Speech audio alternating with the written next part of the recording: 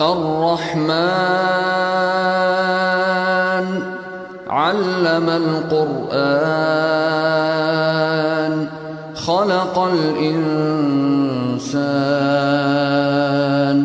علمه البيان الحمد لله رب العالمين والصلاة والسلام على المبعوث رحمة للعالمين اللهم صل على سيدنا ومولانا محمد وعلى آله وأصحابه أجمعين أما بعد أعوذ بالله من الشيطان الرجيم بسم الله الرحمن الرحيم قال فما خطبكم أيها المرسلون قالوا إنا أرسلنا إلى قوم مجرمين لنرسل عليهم حجارة من طين مسومة عند ربك للمسرفين فأخرجنا من كان فيها من المؤمنين فما وجدنا فيها غير بيت من المسلمين وتركنا فيها آية للذين يخافون العذاب الأليم۔ سورۃ الذاریات 27ویں سپارے کی ابتدا ہے۔ پچھلے درس کے اندر هل اتاک حدیث ضیف ابراہیم المکرمین،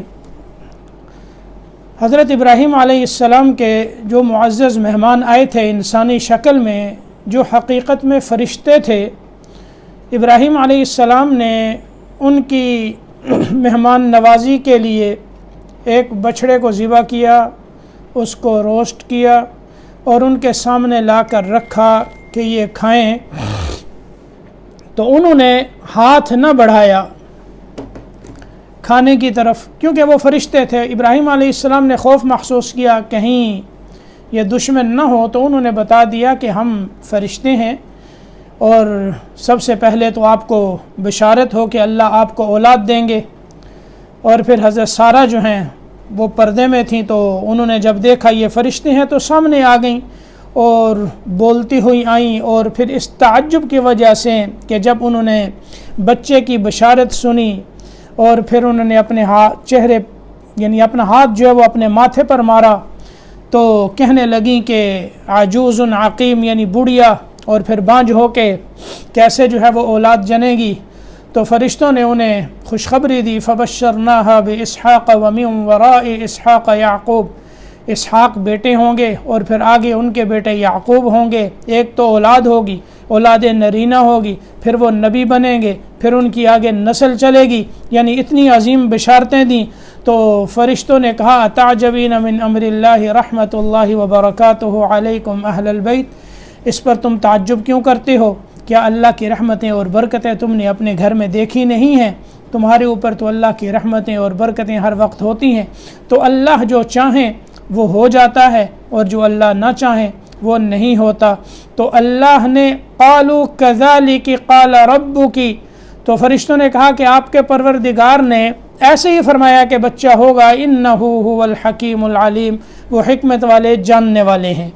اب ابراہیم علیہ السلام کے ساتھ یہاں ان فرشتوں کی بات مکمل ہوئی، تو ابراہیم علیہ السلام نے ان سے یہ فرمایا کہ یہ بتاؤ کہ تمہارا اصل مقصد کیا ہے، تم کہاں جانا چاہتے ہو؟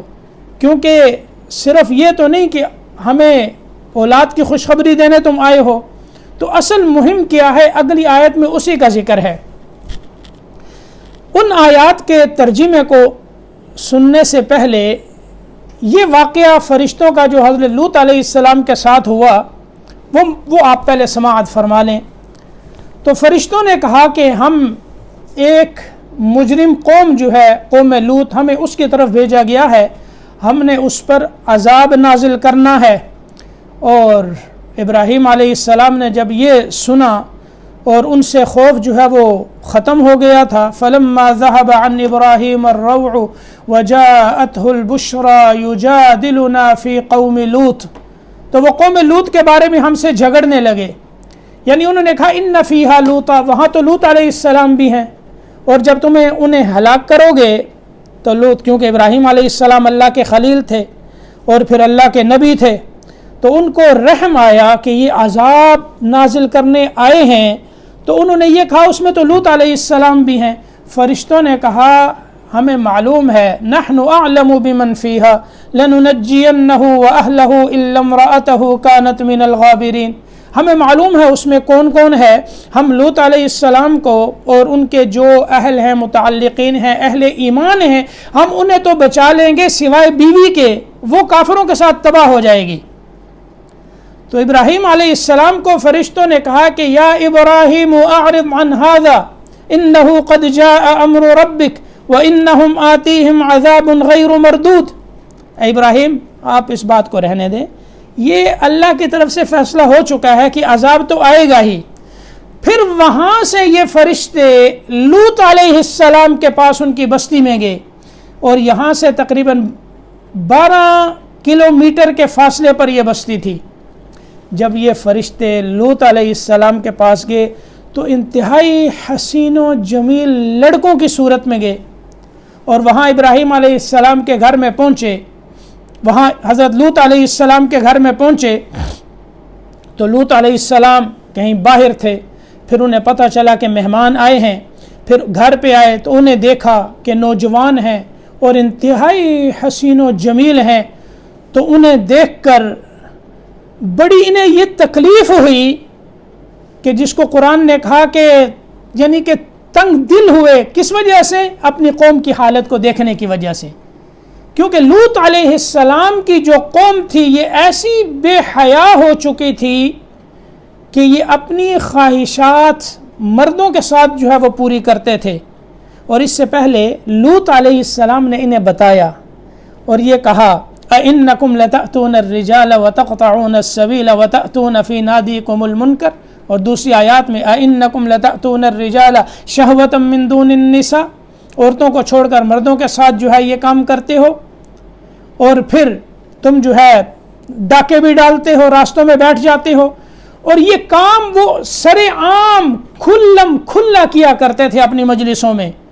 تو لوط علیہ السلام نے انہیں منع کیا، یعنی وَتَأْتُونَ فِي نَادِيكُمُ الْمُنْكَرَ، یہ کیسی بے حیائی کے کام کرتے ہو، کھلے عام کرتے ہو، پھر ایسا کام کہ مَا سَبَقَكُمْ بِهَا مِنْ أَحَدٍ مِنَ الْعَالَمِينَ، پورے جہان میں تم سے پہلے کسی نے ایسی حرکت نہیں کی جو تم کر رہے ہو۔ تو انہوں نے کیا کہا؟ فَمَا كَانَ جَوَابَ قَوْمِهِ إِلَّا أَنْ قَالُوا ائْتِنَا بِعَذَابِ اللَّهِ، ایک ہی بات تھی کہ اللہ کے عذاب کو لے آؤ۔ تو لوط علیہ السلام نے دعا کی رب انصرنی علی القوم المفسدین، اللہ سے دعا کی یا اللہ اب تو مدد فرما ان فسادیوں کے خلاف۔ تو اللہ نے یہ فرشتے انسانی شکل میں بھیجے۔ جب یہ لوط علیہ السلام کے گھر میں آئے، لوط علیہ السلام انہیں دیکھ کر پریشان ہوئے اور اپنی قوم کی حالت کو دیکھا، اپنے مہمانوں کو دیکھا، ان کی حرکتوں سے یہ واقف تھے تو بڑے پریشان ہوئے۔ اس وقت ان کی جو بیوی تھی وَجَاءَهُ قَوْمُهُ يُهْرَعُونَ إِلَيْهِ وَمِن قَبْلُ كَانُوا يَعْمَلُونَ السَّيِّئَاتِ، حضرت لوط علیہ السلام کی جو بیوی تھی یہ کافرہ تھی، اور یہ گھر سے نکل کر چلی گئی، اور وہاں کے جو اوباش لوگ تھے، خراب لوگ تھے، ان کو جا کر بتا دیا کہ ہمارے گھر میں جو ہے بڑے حسین و جمیل لڑکے آئے ہیں۔ اب جب ان لوگوں نے یہ سنا تو وہ دوڑتے ہوئے لوط علیہ السلام کے گھر پہ آ گئے۔ تو اسی کو قرآن نے کہا وَجَاءَهُ قَوْمُهُ يُهْرَعُونَ إِلَيْهِ وَمِن قَبْلُ كَانُوا يَعْمَلُونَ السَّيِّئَاتِ، وہ دوڑتے ہوئے آئے اور اس سے پہلے یہ یہی بے حیائی کا کام کیا کرتے تھے۔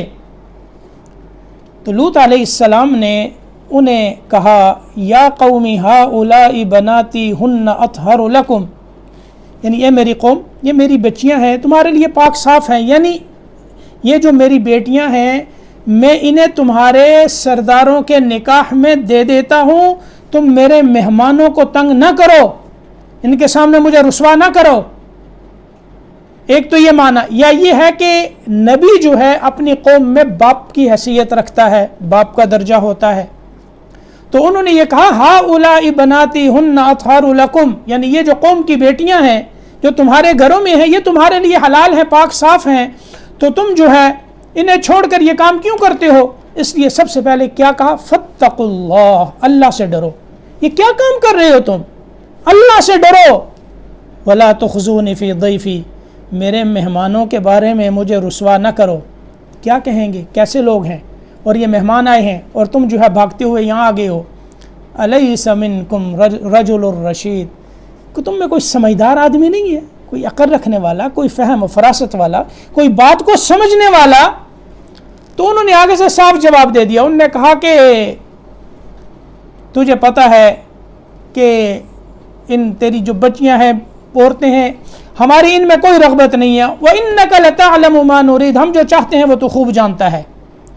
اب لوط علیہ السلام نے اس بے بسی کے عالم میں کیا جملہ کہا؟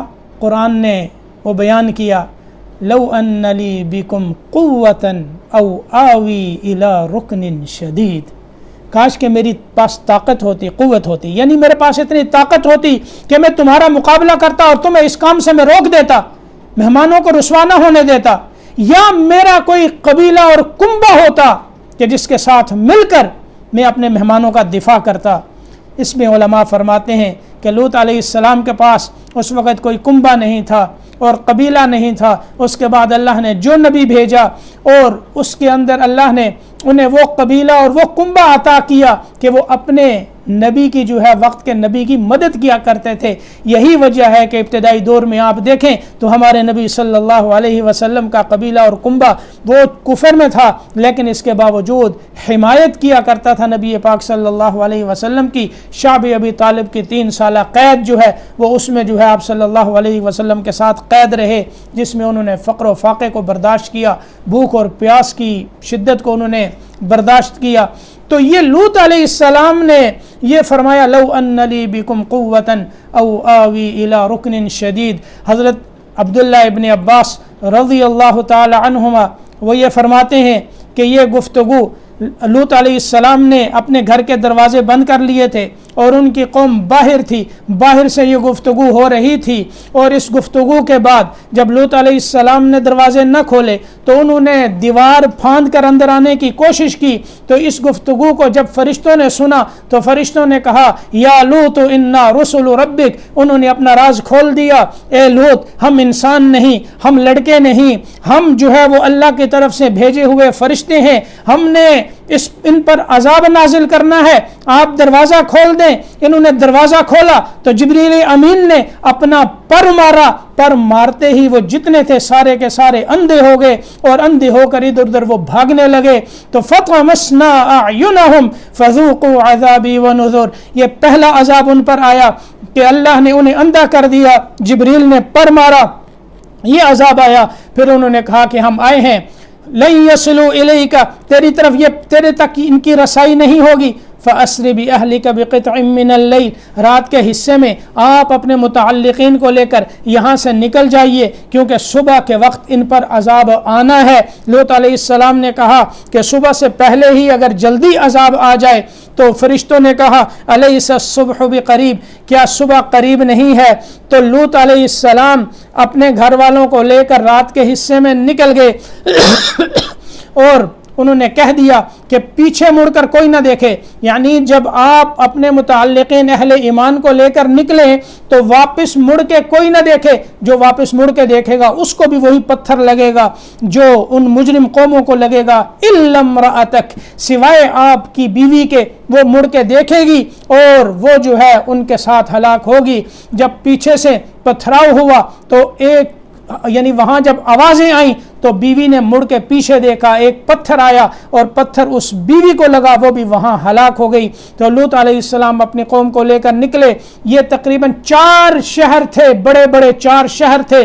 پھر جبریل امین نے ان شہروں کو اٹھایا، اپنا پر جو ہے وہ ان کے نیچے ڈالا، نیچے ڈال کر ان کو جبریل اوپر آسمانوں تک لے گئے اور وہاں سے جا کر ان بستیوں کو الٹ دیا، اور جب ان بستیوں کو اٹھایا تو اس طرح سے اٹھایا کہ پانی کا جو گلاس وہاں بھرا ہوا تھا وہ پانی کا گلاس بھی نہیں گرا، یعنی اس میں سے پانی نہیں گرا، یعنی اپنی جگہ پر ہر چیز برقرار رہی، اور پھر اوپر سے جو ہے ان کی بستیوں کو الٹ دیا گیا۔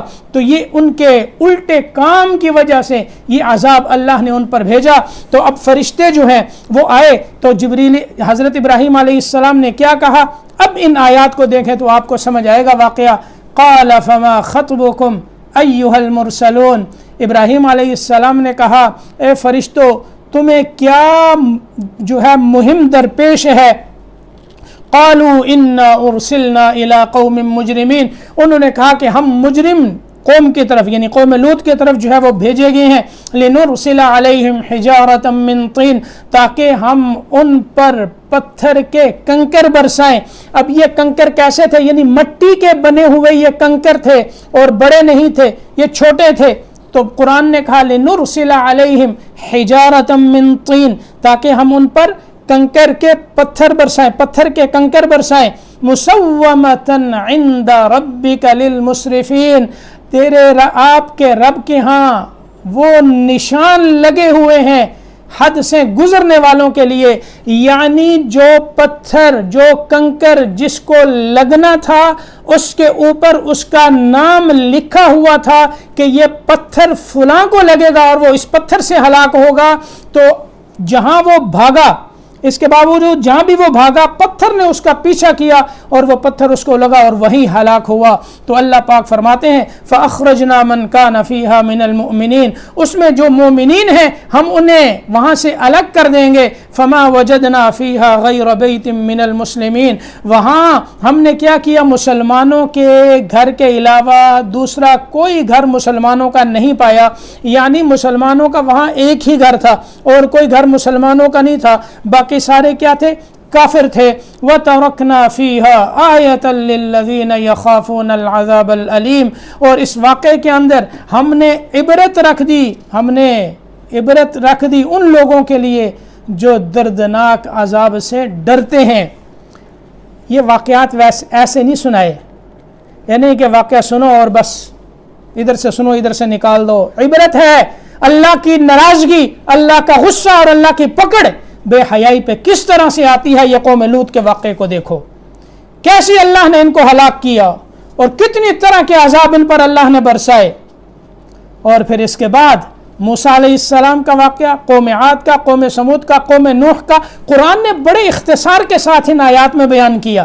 اور اس کی موسیٰ علیہ السلام اور فرعون کے ساتھ جو واقعہ ہے اس کی تفصیل پورے قرآن میں ہے، سورۃ بقرہ میں پوری تفصیل ہے، اعراف میں، سورۃ اعراف میں تفصیل، سورۃ طٰہٰ میں، سورۃ القصص میں، سورۃ الشعراء میں پوری تفصیل کے ساتھ یہ واقعہ بیان ہوا ہے۔ یہاں اللہ پاک 3 آیتوں میں کیسے بیان فرماتے ہیں، وَفِي مُوسَىٰ إِذْ أَرْسَلْنَاهُ إِلَىٰ فِرْعَوْنَ بِسُلْطَانٍ مُّبِينٍ، موسیٰ علیہ السلام کے واقعے میں بھی عبرت ہے، جبکہ ہم نے انہیں فرعون کی طرف واضح اور روشن دلیل دے کر بھیجا، یعنی معجزات دے کے بھیجے۔ آپ جانتے ہیں اس کا مکمل واقعہ جو ہے ساتھی سن کے آئے ہیں تفسیر کے اندر، دروس میں۔ اللہ نے موسیٰ علیہ السلام کو کیسے جو ہے وہ فرعون کے گھر میں پالا اور پھر کیسے بڑے ہوئے، کیسے قبطی کا قتل ہوا، کیسے مدین میں پہنچے، وہاں نکاح ہوا، 8 سال 10 سال کی مدت وہاں پوری کی، کوہ طور پہ گئے، اللہ نے نبوت دی، فرعون کے پاس گئے، گفتگو ہوئی، یہ ساری باتیں ہوئیں، اور پھر مختلف قسم کے عذاب ان پر آتے رہے، موسیٰ دعا کرتے رہے، وہ عذاب ان سے ٹلتے رہے، اور پھر جب موسیٰ علیہ السلام ان کے پاس پہنچے تو جب یہ گفتگو ہوئی کہ اللہ نے مجھے رسول بنایا ہے، بنی اسرائیل کو آزاد کر دے، ان کو جو ہے آزادی دے دے اور ایمان لیا، تو اس نے آگے سے جھگڑا کیا کہ کون ہے رب العالمین کون ہے، یعنی دوسرا رب کیا ہے، یہ لمبی ایک اس نے گفتگو کی۔ تو موسیٰ علیہ السلام نے اس سے کہا کہ کیا میں تجھے نشانی نہ دکھاؤں؟ تو کیا نشانی دکھائی؟ فرعون نے کہا لے کے آؤ، لاٹھی ڈالی، سانپ بن گیا، اپنا ہاتھ بغل کے نیچے دیا، نکالا تو چمکنے لگا۔ یہ روشن دلیلیں دیں، اور ہر نبی کو اللہ نے معجزات دیے ہیں۔ تو اللہ پاک یہ فرماتے ہیں موسیٰ علیہ السلام کے واقعے میں عبرت ہے، جب ہم نے فرعون کی طرف بھیجا یہ واضح دلیلیں دے کے، فَتَوَلَّى بِرُكْنِهِ وَقَالَ سَاحِرٌ أَوْ مَجْنُونٌ، تو اس نے اپنے پورے ارکان سلطنت کے ساتھ سرتابی کی، اور کہنے لگا جادوگر ہیں اور مجنون ہیں. جادوگر ہیں یا مجنون ہیں. او بمعنی واو لیا گیا ہے. بعض مفسرین نے فرمایا یہاں او بمعنی واو ہے یعنی ساحر ہیں اور مجنون ہیں. تو اس نے کیا کیا؟ ایک تو اس کا یہ معنی ہے کہ اپنے جو بھی اس کے سردار تھے ارکان سلطنت، جس کو قرآن نے کہا قال الملأ من قوم فرعون ان هذا لساحر علیم، بڑی تفصیل سے واقعہ آیا ہے. تو ارکان سلطنت کے ساتھ اس نے سرتابی کی.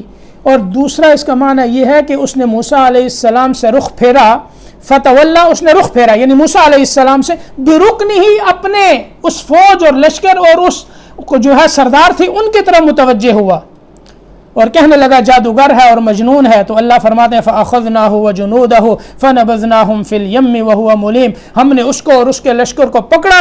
فَنَبَذْنَاهُمْ فِي الْيَمِّ، ہم نے انہیں دریا میں پھینک دیا، یعنی جیسے کسی کو اٹھاتے ہیں اٹھا کر پھینک دیتے ہیں. وَهُوَ مُلِيمٌ، اس نے کام ہی ملامت والا کیا تھا.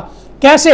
جب اللہ نے فرمایا کہ اب موسیٰ بنی اسرائیل کو رات کو لے کر نکلو، بنی اسرائیل کو لے کر موسیٰ علیہ السلام نکل گئے. صبح فرعون کو پتہ چلا آگے دریا ہے اور پیچھے سے فرعون کا لشکر بھی آ گیا، آگے بھی موت پیچھے بھی موت. تو اللہ نے فرمایا اضرب بعصاک البحر، لاٹھی کو سمندر پر مارو. جب مارا تو 12 راستے بن گئے اور 12 قبیلے جو ہے وہ وہاں سے گزر کر چلے گئے. فرعون نے دیکھا پانی رکا ہوا ہے، اس نے اپنے لشکر کو کہا. موسیٰ علیہ السلام کا لشکر دریا کے پار پہنچا، فرعون اپنے لشکر سمیت دریا کے بیچ میں پہنچا. اللہ نے پانی کو چلا دیا اور فرعون کو اس کے لشکر سمیت غرق کر دیا. تو اللہ نے فرمایا فَأَخَذْنَاهُ وَجُنُودَهُ فَنَبَذْنَاهُمْ فِي الْيَمِّ وَهُوَ مُلِيمٌ.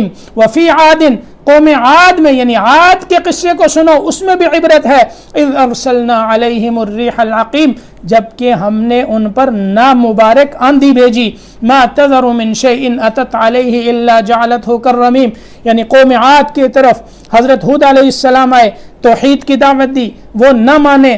پھر اللہ کا عذاب آیا، قحط پڑا، بادل آیا، اس میں سے اللہ نے ہوا کو چھوڑا اور پھر ایسی ہوا تھی یہ 7 لیال و 8 ایام حسوما، 7 راتیں 8 دن تک وہ مسلسل ہوا چلتی رہی. کأنہم اعجاز نخل خاویہ، ہوا نے ان کو اٹھایا اور پھینک پھینک کر مارا، جس سے ان کا سر، دھڑ، بازو جدا، ہر چیز جو ہے وہ بکھری ہوئی تھی، جس طرح کے کھجور کے تنے بکھرے ہوئے ہوتے ہیں. تو اللہ فرماتے ہیں ہم نے ان کے اوپر نامبارک آندھی کو بھیجا. ما تذر من شیء اتت علیہ الا جعلته كالرمیم، جس پر وہ آندھی گزرتی تھی اس کو اس طرح سے کر دیتی تھی جس طرح کہ کوئی چیز گل کے ریزہ ریزہ ہو گئی ہو.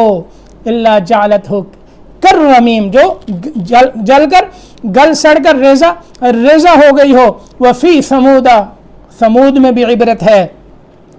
صالح علیہ السلام کو اللہ نے بھیجا. اذ قیل لهم تمتعوا حتی حین، جبکہ انہیں کہا گیا، یعنی صالح علیہ السلام نے کہا تمتعوا حتی حین، کچھ دن اور چین کر لو.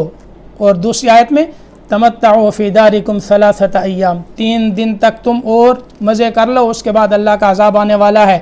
انہوں نے کیا کیا تھا؟ صالح علیہ السلام نے دعوت دی توحید کی، نہ مانے، منہ مانگا معجزہ انہوں نے طلب کیا. یہ کاتبہ پہاڑی ہے، اس میں سے 10 ماہ کی گابن اونٹنی ان شرائط کے ساتھ آ جائے تو ہم ایمان لے آئیں گے. صالح علیہ السلام نے نماز کی نیت کی، اللہ سے دعا کی، پہاڑی میں حرکت ہوئی اور جیسی اونٹنی انہوں نے مانگی تھی ویسی اونٹنی آ کر ان کے سامنے کھڑی ہو گئی. اس کو دیکھ کر بھی وہ ایمان نہ لائے. تو حضرت صالح علیہ السلام نے فرمایا اب اس اونٹنی کو چھیڑنا نہیں ہے، اس کو قتل نہ کرنا. بالآخر ظالموں نے اس کی کونچیں کاٹ دیں اور اس اونٹنی کو قتل کر دیا. تو صالح علیہ السلام نے فرمایا 3 دن رہ سکتے ہو، 3 دن کے بعد عذاب آئے گا. تو اللہ فرماتے ہیں قوم سمود میں، یعنی سمود میں دیکھو اس میں بھی عبرت ہے. جبکہ انہیں کہا گیا، صالح علیہ السلام نے کہا تمتعوا حتی حین، کچھ دن اور چین کر لو. فعتوا عن امر ربهم، انہوں نے اپنے رب کے حکم سے سرکشی کی. فاخذتهم الصاعقۃ، انہیں عذاب نے پکڑ لیا، کڑک نے پکڑ لیا. وهم ينظرون، اور وہ عذاب کو دیکھ رہے تھے. یعنی عذاب جب آیا تو دیکھ رہے تھے اور زمین کے ساتھ چمٹ گئے اور پھر زلزلہ آیا اور ایک آواز تھی جس سے سارے کے سارے ایسے بجھے کے بجھے رہ گئے. قرآن کہتا ہے فَمَسْتَطَاعُوا مِنْ قِيَامٍ، وہ کھڑے بھی نہ ہو سکے، اوندے منہ گر گئے. انہم وما كانوا منتصرین، اور بدلہ بھی نہ لے سکے، ہم سے بدلہ بھی نہ لے سکے۔ یہ قوم سمود کا واقعہ۔